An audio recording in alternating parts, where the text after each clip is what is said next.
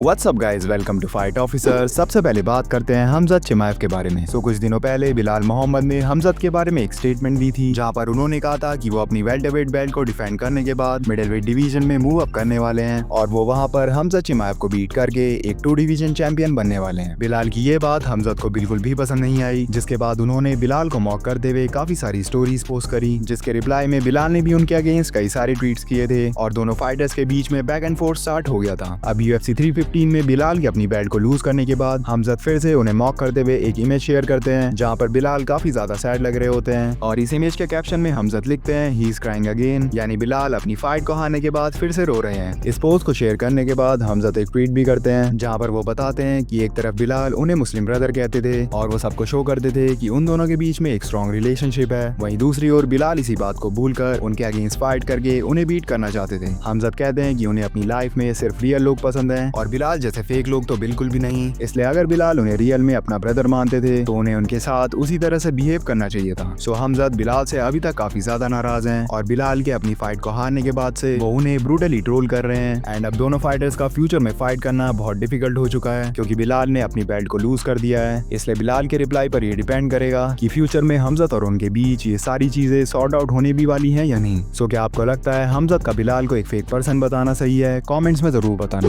बिलाल मोहम्मद की last fight में उनकी परफॉर्मेंस के बाद से कई सारे UFC फैंस को लग रहा है कि बिलाल ने इस फाइट में अपनी रेस्टिंग का यूज नहीं किया और अगर वो हमेशा की तरह अपने प्रेशर और टेक डाउन्स का यूज करते तो उनके इस फाइट को जीतने के चांसेस काफी ज्यादा थे। इसी के बारे में बात करते हुए फॉर्मर मिडवेट चैंपियन रॉबर्ट विटेकर बताते हैं कि उन्होंने बिलाल से काफी ज्यादा टेक डाउन अटेम्प्ट्स एक्सपेक्ट किए थे और उन्हें लगा था कि वो अपनी फाइट में स्ट्राइकिंग और रेसलिंग को मिक्स करके फाइट करेंगे, बट बिलाल ने ऐसा बिल्कुल भी नहीं किया और इस फाइट में अपनी रेसलिंग का यूज ना करना उन्हें बहुत ज्यादा भारी पड़ा। रॉबर्ट कहते हैं कि उन्हें लगता है कि बिलाल जैक के सामने ये प्रूव करना चाहते थे कि वो उन्हें अपनी स्ट्राइकिंग से ही बीट कर सकते हैं, जिस वजह से उन्होंने स्टार्टिंग के 3 राउंड तक ज्यादा टेक डाउन शूट नहीं किए, पर जैक डेला की मिड रेंज बॉक्सिंग बहुत ही नेक्स्ट लेवल निकली, जिसकी हेल्प से उन्होंने बिलाल को लेटर राउंड्स में ब्रेक अपार्ट कर दिया। विटेकर बताते हैं कि बिलाल अपने फाइटिंग स्टाइल की वजह से ही एक UFC चैंपियन बन पाए थे, जहां पर वो अपनी रेसलिंग और पंचेस के परफेक्ट कॉम्बिनेशंस यूज करते थे, बट मेडेलिना के अगेंस्ट उन्होंने ऐसा नहीं किया, जिस वजह से उन्हें अपनी चैंपियनशिप बेल्ट को लूज करना पड़ा। इस फाइट में जैक डेला के पंचेस ने बिलाल को काफी ज्यादा हर्ट कर दिया था, जिससे उनके फेस पर काफी बड़ी इंजरीज आ गई थी। बिलाल की इन्हीं इंजरीज की फोटोज डेना व्हाइट ने अपने ट्विटर पर भी पोस्ट करी, जहां पर उन्होंने बताया कि बिलाल की nose and orbital bone break हो चुकी है और साथ ही उनके लिप में भी काफी बड़ी इंजरी आ चुकी है। सो बिलाल का अपर लिप काफी बुरे तरीके से स्प्लिट हो चुका है और उनके लिए उसे ट्रीट करवाने के लिए सर्जरी लास्ट ऑप्शन होने वाला है। नेक्स्ट हम लोग बात करते हैं एलेक्स परेरा के बारे में। So recently light heavyweight champion Magomed Ankalaev एक बड़ा रिवील करते हैं, जहां पर वो बताते हैं कि कुछ ही दिनों पहले उन्हें UFC की ओर से एक फाइट ऑफर की गई थी, जहां पर उन्हें एलेक्स परेरा के अगेंस्ट अपनी चैंपियनशिप बेल्ट को डिफेंड करना था, बट एलेक्स ने इस फाइट को एक्सेप्ट करने से ही मना कर दिया था, जिस वजह से इंटरनेशनल फाइट वीक के लिए ये fight as a main event fix नहीं हो पाई और एलेक्स की इसी बात की वजह से UFC की टीम उनसे बिल्कुल भी खुश नहीं है। एनकलाएव बताते हैं कि एलेक्स उनके अगेंस्ट अपनी बेल्ट को लूज करने के बाद से अपने कॉन्फिडेंस को भी कम्प्लीटली लूज कर चुके हैं और अगर वो उनके अगेंस्ट फाइट को एक्सेप्ट नहीं करना चाहते तो UFC को मूव ऑन करके किसी और डिजर्विंग फाइटर को टाइटल शॉट दे देना चाहिए। एनकलाएव की स्टेटमेंट से एक वीक पहले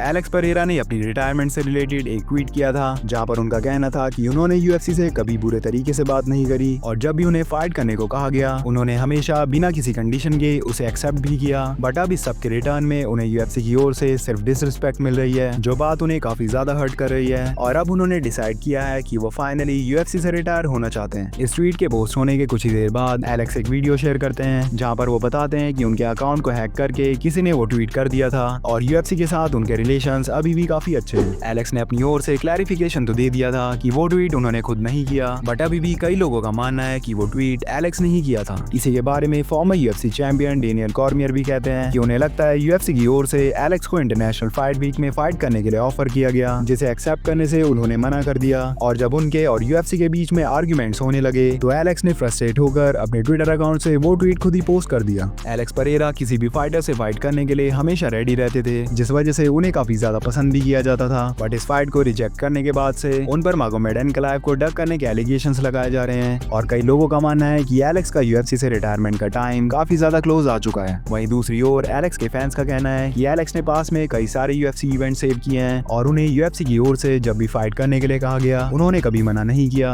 इसलिए UFC को भी इन सब चीजों के बारे में सोचना चाहिए और एलेक्स को रिकवर करने के लिए कुछ और वीक्स का टाइम मिलना चाहिए। सो क्या आपको लगता है एलेक्स परेरा मागोमेड एनकलाएव को डक कर रहे हैं और या फिर वो उनके अगेंस्ट प्रिपेयर करने के लिए थोड़ा और टाइम डिजर्व करते हैं। कमेंट्स में जरूर बताना। एंड गाइस, अगर आपको अपडेट्स पसंद आई हो तो वीडियो को लाइक और चैनल को सब्सक्राइब जरूर कर देना। मिलते हैं नेक्स्ट वीडियो में। Thanks for watching.